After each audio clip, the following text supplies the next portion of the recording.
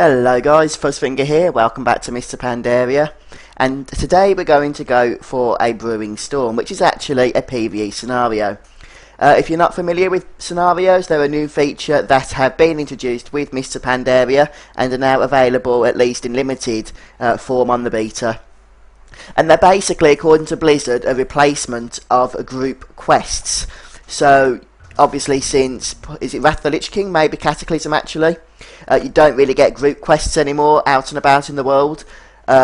Instead, you can pretty much solo everything that's there, and now, to compensate for that, Blizzard have given us these PvE scenarios, which are basically rip-offs from other MMOs, which I won't go into, but it's still a good feature, and I've only done limited testing on it so far, but I think it's something I'm going to enjoy, and I know a lot of you are going to enjoy.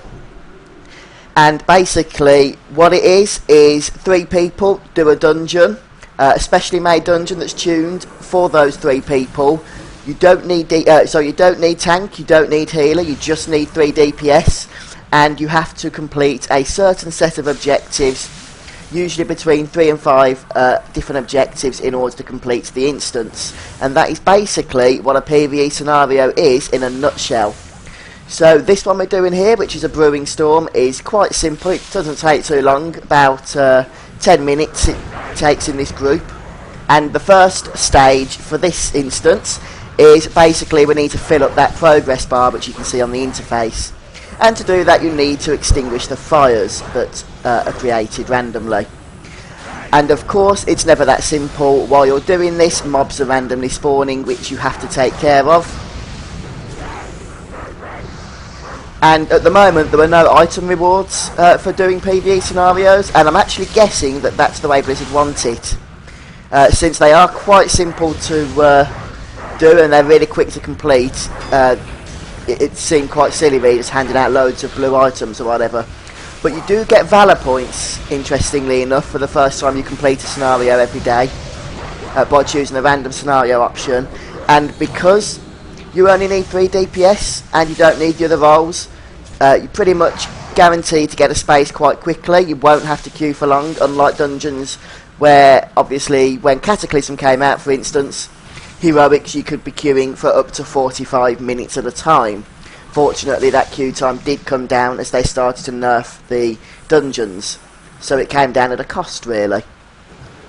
There are, incidentally, only 3 scenarios available for testing at the moment, but in the list there's about 8 or 9 in total, so hopefully more of those will be opened up by Blizzard as the beta goes on. But with the level cap of 90 out now, and with this endgame content starting to become available, obviously no raids yet, but I really think that the expansion pack is quite close to release now. I keep seeing posts on the forums that people are anticipating January next year and stupid things like that. I'm sorry folks, but that just isn't going to happen. It's going to be way out before then, and I'm not really an optimist, but it's just common sense. I mean, okay, there's lots to do with the expansion still, and with the beta there's lots of bugs and there's lots of quests. I know all this, but trust me, the beta's usually a few patches behind what Blizzard have anyway. I really anticipate this game to be out in the summer.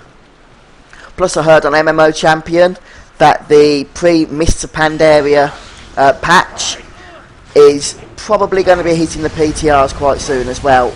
Now this will be the patch that includes all the system changes, such as the talent changes and whatever other systems are changed in Mists, but not the new content.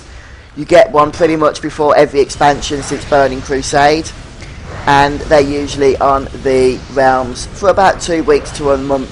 2 weeks to a month before the expansion itself is released. So if that comes out on the PTR shortly, which is what we were expecting, since Blizzard are now talking about it, we can expect it on the PTRs for probably about 2 months before it's released on live servers, and then a couple of weeks after that for the expansion.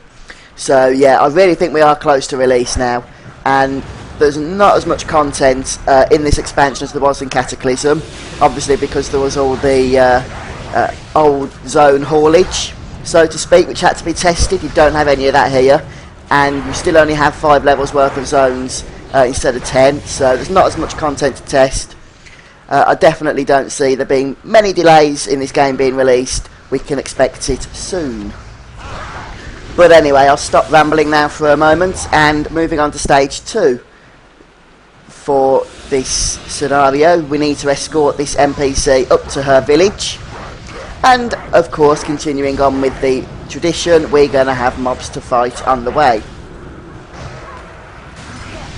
The mobs aren't elite, they're only in fact about as hard as standard quest mobs out in the WoW world, in the Mr. Pandaria continent, but there's more than one at a time usually to compensate for the fact there's 3 of you here.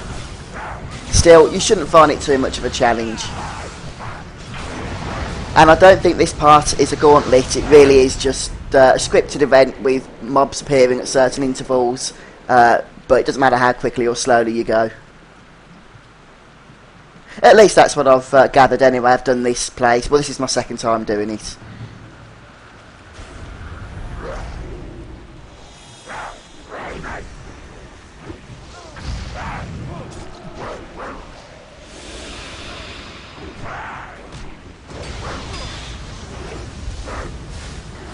And just here we have a little mini-boss. Very easy to take down, as you can see.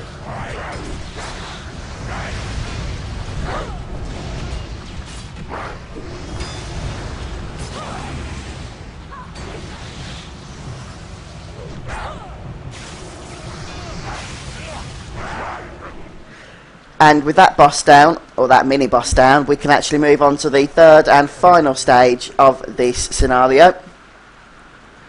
And for the final stage, I believe we just have to kill the end scenario boss, which is a little more challenging than the mini boss we just fought, but still not too hard at all.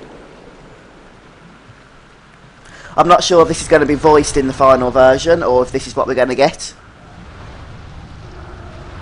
Would be cool if it was voiced, but you never know with Blizzard, do you? Some things are, some things aren't. I remember going to Doom after Deep Home and being sorely disappointed with the fact that Deep Home was pretty much fully voice acted, and Doom there wasn't really a voice in sound. I was going to say in sight, but that wouldn't have made sense. So yeah, a little bit of inconsistency there, I think, from Blizzard, and that's why I'm not going to say whether we can expect voice acting in these places or not. You never know. In order to access the final boss, which is in this area, you need to speak to that NPC. But before you can do so, you just have to clear out this room of trash. And then make sure everybody's inside before you do talk to the NPC, because that will start the event. So we'll just finish these off quickly.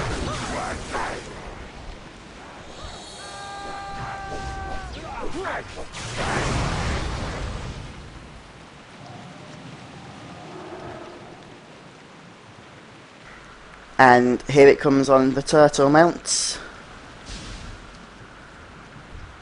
Yes, yes, we'd like to start, please.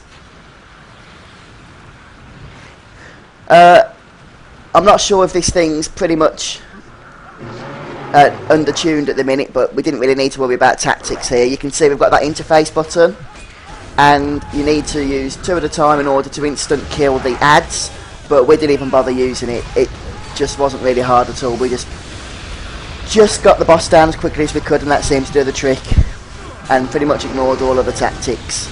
So maybe Blizzard will be buffing this. At least I hope they will be buffing it a little bit, especially since we're all in crap gear, questing gear. This was very easy.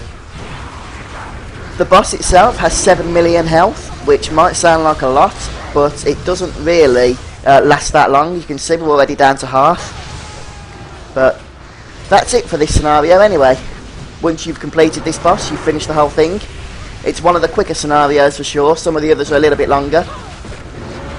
But I'll leave you with the killing of this boss, so thank you very much for joining me. I've been Fuzzfinger, and I'll see you next time.